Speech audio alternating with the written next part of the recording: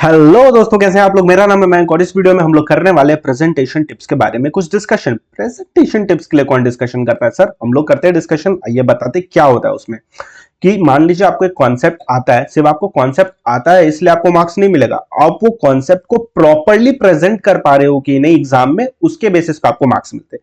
तो वो कैसे किया जाता है वो भी बताऊंगा। क्वेश्चन को रीड कैसे किया जाता है ये भी सिखाऊंगा। क्वेश्चन को समझते कैसे, फ्लो क्या होना चाहिए अपने थिंकिंग का, सब कुछ इस वीडियो में आपको बताऊंगा।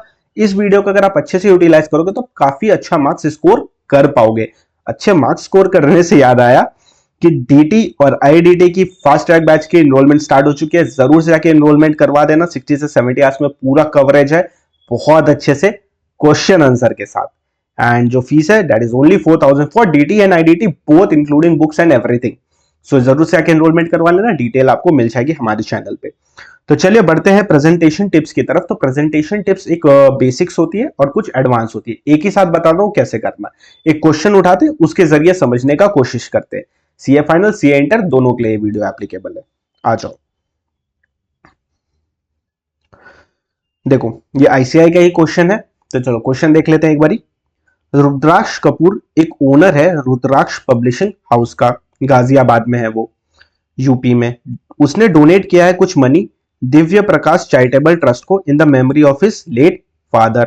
Divya Prakash charitable trust constructed a room in the school run by it from such donation and road donated by Rudraksh Kapoor in the memory of his father on the door of the room. So constructed examine whether money donated is leviable to GST or not. अगर आपने हमसे GST लिए तो आपको पता है GST तभी लगेगा जब सप्लाई होगा। सप्लाई कब होगा? जब वो बिजनेस के लिए होगा, गुड्स एंड सर्विसेज होगा एंड कंसिडरेशन होगा। ठीक है, हमने रुपया दिया, हमने कुछ कंसिडरेशन तो दी है, बट अपने को पहले ये चीज देखना है कि वो कंसिडरेशन वाले डेफिनेशन में फॉल करेगा कि नहीं। तो जैसे ये क्वेश्चन मेरे सामने आएगा ना एग्जाम में, मेरे दिमाग में तुरंत हिट कर जाना चाहिए, ओहो ये इसकी बात कर रहा है क्या। आपके दिमाग में तुरंत ये वाला चार्ट खुल जाना चाहिए जहां पे अपने ये वाला पॉइंट कवर किए थे कि donation receive by charitable institution या donor without quid pro quo. अगर क्विड प्रो क्यो उसमें नहीं है, समथिंग फॉर समथिंग नहीं है, तो उस सिनेरियो में फिर उसको कंसिडरेशन नहीं मानेंगे। कंसिडरेशन नहीं है तो सप्लाई नहीं है, सप्लाई नहीं है तो जीएसटी नहीं लगेगा। सिंपल सी बात है। उसमें अपने जो ये वाला पॉइंट देखे थे, याद है आप सबको हमने क्या पढ़ा था कि GST is not leviable where the following 3 cumulative conditions are satisfied. जो डोनेशन होना चाहिए वो चैरिटेबल ऑर्गेनाइजेशन को होना चाहिए, उसका कैरेक्टर गिफ्ट और डोनेशन होना चाहिए उस पेमेंट का, और वो फिलैंथ्रोपिक पर्पस के लिए होना चाहिए। यानी कोई भी कॉमर्शियल गेन नहीं होना चाहिए। कॉमर्शियल गेन कैसे होगा?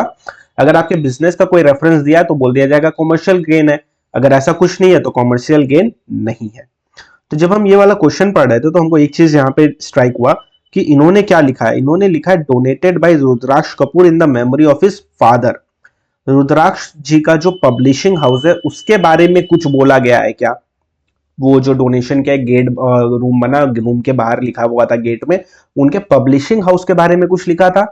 नहीं सर, उसके पब्लिशिंग हाउस के बारे में कुछ नहीं लिखा था। तो कोई कॉमर्शियल गेन हुआ क्या? नहीं हुआ। ओके, तो ये तीनों कंडीशन सेटिस्फाइड है। एक चैरिटेबल ट्रस्ट को दे रहे हैं, उसका नेचर डोनेशन है, एंड कोई भी कॉमर्शियल गेन नहीं हो रहा है। तो उस सिनेरियो में इस पे जीएसटी नहीं लेविएबल होगा।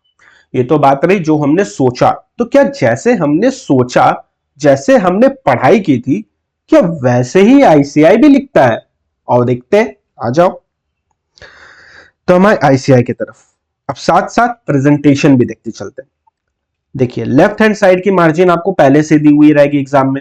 आपको क्या करना है, आपको उठाना है स्केल और हर पेज में, ईच एंड एवरी पेज में एकदम चौड़ी सी नहीं, नॉर्मल पतली सी राइट हैंड साइड में आप एक मार्जिन ड्रॉ करोगे। This is very much mandatory. अभी आपको जो भी टिप्स एंड ट्रिक्स बता रहा हूं ना, इसकी वजह से 10 से 20 मार्क्स तो आप पकड़ के चलो आपके इंक्रीज होने ही होने हैं। हाँ आराम से हो जाएंगे, टेंशन मत लो, बस देखते जाओ। इस साइड मार्जिन होती है, आपको राइट हैंड साइड में मार्जिन ड्रॉ करनी है, पतली सी, ज्यादा चौड़ी सी मत ड्रॉ कर देना, तो लिखने का जगह ही नहीं बचेगा।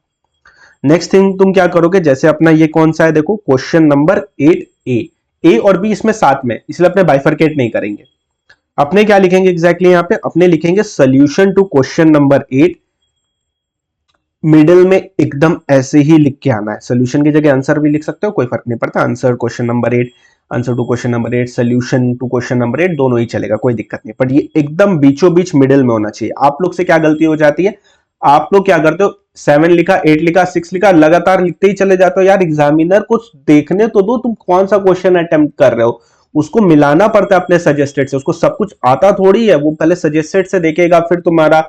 अब वो डबल काम करेगा, पहले तो वो तुम्हारा क्वेश्चन खोजेगा कि तुमने कहां लिखा है 7 नंबर, क्योंकि उसको दिख ही नहीं रहा है, एक ही साथ लाइन में तुम लिखते हुए चले जा रहे हो इस मार्जिन में, तो उसको दिखेगा ही नहीं, स्किप हो जाएगा, फिर वो चेक नहीं होगा, फिर बाद में आप बोलोगे चेक नहीं हुआ। तो आप क्या करोगे, सबसे पहले आप मिडिल में लिखोगे, उसको मौका ही मत दो गलती करने का, ठीक है। आप मिडिल में जाके लिख दो solution to question number 8, that's it, simple है। उसके बाद आप क्या करोगे, आंसर जब भी आप करोगे तो आप करोगे बुलेट फॉर्मेट में। बुलेट फॉर्मेट में ही आंसर करना अगर मैक्सिमम मार्क्स स्कोर करना चाहते हो CA final, CA inter level पे। तो ये कैसे करेंगे, donation receive by charitable organisation are treated as consideration. First point अपने ये बोले थे कि कंसिडरेशन है कि नहीं, ये जानने के लिए अपने को वो पॉइंट्स चेक करने पड़ेंगे। अगर वहां एग्जिस्ट करता है क्विड प्रो क्यू, पढ़ा था, पॉइंट कवर है। There is an obligation on the part of recipient of the donation और gift to anything service, supply of service. Thus GST is not leviable अगर following 3 conditions are satisfied. Gift donation made to charitable organisation, payment जो होना चाहिए उसका character जो होना चाहिए वो गिफ्ट का होना चाहिए, डोनेशन का होना चाहिए, पर्पस फिलैंथ्रोपिक होना चाहिए, यानी कोई कॉमर्शियल गेन नहीं होना चाहिए। ये बनेगा आपके आंसर का फर्स्ट पार्ट। जो पढ़ा था एज इट इज लिखा है, टफ इंग्लिश लिखी है नहीं, जैसा आपने सोचा था ट्रांसलेट किया, as it is same English लिखी हुई है। एंड हमने तो सारे कीवर्ड्स लर्न भी कर लिए थे, तो सारे कीवर्ड्स इसमें कवर है। क्योंकि अगर कीवर्ड्स कवर नहीं है, आपको इस दैम आर का मार्क्स नहीं मिलता है। आपको मार्क्स किस चीज का मिलता है, आपको कीवर्ड्स का मार्क्स मिलता है। अगर आप कीवर्ड लिख पाओगे तो आपको मार्क्स अलॉट कर दिया जाएगा, उसमें कोई भी दिक्कत नहीं आएगी। ओके, चलो अब हुआ, पहले अपने वो बता दिए। अब अपने बताएंगे क्या अपने वाले केस के लिए एप्लीकेबल है कि नहीं, तो उसके लिए क्या करेंगे, इन द गिवन केस अब जो भी हुआ वो राम कहानी बताना है। The way the name Rudraksh Kapoor is displayed on the door of the room constructed in the school run by Divya Prakash Charitable Trust, it is only an expression of gratitude and public recognition of Rudraksh Act. ने रुद्राक्ष ने जो काम किया है publicly recognise हो, इसलिए बस उसका नाम लिखा गया है। इसमें कहीं पे भी कोई एडवर्टीजमेंट नहीं हुआ या प्रमोशन नहीं हुआ किसी भी बिजनेस का, simple. There is no reference mentioned of his publishing house which otherwise would got advertised. Thus, money donated by Rudraksh Kapoor is not liable to GST. यहां से लेके यहां तक एक भी ऐसा पॉइंट था जो आपको नहीं आता था, सारे पॉइंट्स आते थे। अगर आप इस तरह आंसर लिख के आओगे ना, तो जितने मार्क्स का भी क्वेश्चन होगा आपको 100% पूरे मार्क्स अलॉट किए जाएंगे, क्योंकि आपने हर एक की पॉइंट को कवर अप किया है। जैसे सजेस्टेड में आंसर होता है, ऑब्वियसली आप वैसा नहीं लिख पाओगे, ये वैसा आंसर नहीं है। इसमें देखो सिर्फ मेन कीवर्ड्स ही हाईलाइटेड है, क्योंकि उसी के मार्क्स आपको इस दैमार वगैरह के मार्क्स नहीं मिलते। अब चलते हैं इसके पार्ट बी में। पार्ट बी क्या बोलता है, in the above question if Divya Prakash charitable trust has written on the door constructed वगैरह वगैरह वगैरह वगैरह वगैरह donated by Rudraksh publishing house Ghaziabad UP. Oh my God, अपना नाम नहीं देके उसने बिजनेस का नाम दे दिया, अपना नाम नहीं देके उसने बिजनेस का नाम दे दिया, रुद्राक्ष पब्लिशिंग हाउस गाजियाबाद यूपी। इसकी वजह से क्या इंपैक्ट पड़ेगा, इसकी वजह से इंपैक्ट ये पड़ेगा कि अब ये कॉमर्शियल नेचर का हो गया। अब सिंस ये कॉमर्शियल नेचर का हो गया तो ये कंसिडरेशन है, कंसिडरेशन है तो सप्लाई है, सप्लाई है तो जीएसटी लगेगा।